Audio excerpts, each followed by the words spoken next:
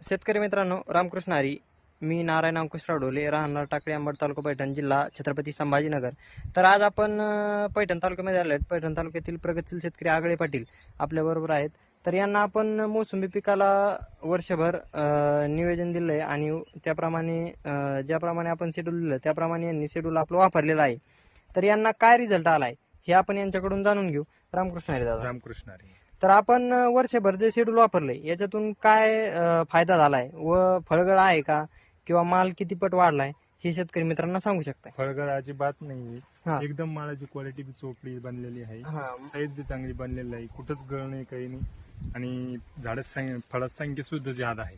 म्हणजे फळाची संख्या पण जादा आहे. हो. बरं, आपण मागच्या वर्षी आपल्याकडे ट्रीटमेंट नव्हती तुमच्या बागाची, तर मागच्या वर्षी माल किती झाला होता या 200 झाडामध्ये?